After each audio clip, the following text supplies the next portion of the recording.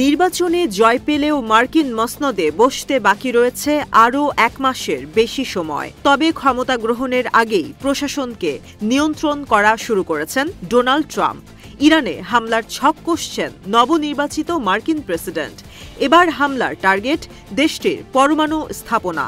নাম প্রকাশ না করার শর্তে ওয়াল স্ট্রিট জার্নালকে এই তথ্য নিশ্চিত করেছে একটি সূত্র।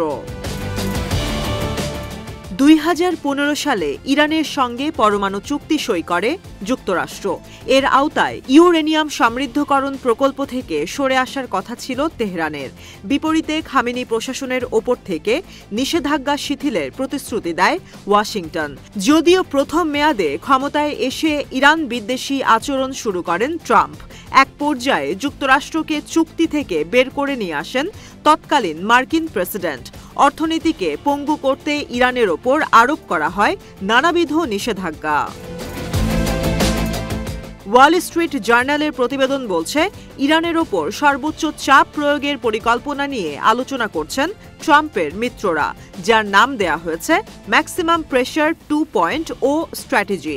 এর আওতায় তেহরানের বিরুদ্ধে সরাসরি সামরিক পদক্ষেপও নেওয়া হতে পারে। সম্প্রতি বেনিয়ামিন নেতানিয়াহুর সঙ্গে ফোনালাপ করেন ডোনাল্ড ট্রাম্প, যেখানে নবনির্বাচিত মার্কিন প্রেসিডেন্ট জানান তার শাসনামলে ইরানকে পরমাণু অস্ত্র তৈরি করতে দেয়া হবে না। তবে তেহরান জানিয়েছে তাদের পরমাণু অস্ত্র তৈরি করার কোনো আগ্রহ নেই, যদিও দেশটির ইউরেনিয়াম সমৃদ্ধকরণের অগ্রগতি যুক্তরাষ্ট্রকে শঙ্কিত করে তুলছে। ওয়াল স্ট্রিট জার্নালের প্রতিবেদনে উল্লেখ করা হয়, ইসরায়েলকে দিয়ে ইরানে হামলা চালানোর পরিকল্পনা নিয়ে আলোচনা চলছে। প্রধান টার্গেট নাতাঞ্জ, ফর্ডো ও ইস্পাহানের পরমাণু কেন্দ্র।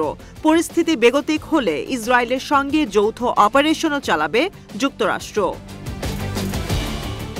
চলতি সপ্তাহে টাইমস অব ইসরায়েল জানায়, নেতানিয়াহু সরকার ইরানে হামলা চালানোর জন্য আলাদাভাবে পরিকল্পনা শুরু করেছে।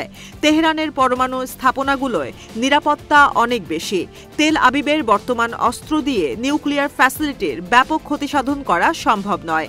এক্ষেত্রে ভারী বোমার ও বাংকার বাস্টার বোমা ইসরায়েলকে সরবরাহ করতে পারে যুক্তরাষ্ট্র। চলতি বছর ২ দফা পাল্টাপাল্টি হামলা চালিয়েছে ইরান ও ইসরায়েল। এপ্রিলে দামেস্কে ইরানি কনসুলেটে প্রথম হামলা চালায় নেতানিয়াহু সরকার। এতে নিহত হন আইআরজিসির জ্যেষ্ঠ কমান্ডার। প্রতিশোধ হিসেবে সে মাসেই প্রথমবারের মতো তেল আবিবে হামলা চালায় তেহরান, যা ঠেকাতে ব্যর্থ হওয়ায় ইরানে আবারও হামলা চালায় ইসরায়েল। জুলাইয়ে হামাস প্রধান ইসমাইল হানিয়াকে হত্যার পর দ্বিতীয় দফা পাল্টাপাল্টি সংঘাতে জড়ায় দুই দেশ।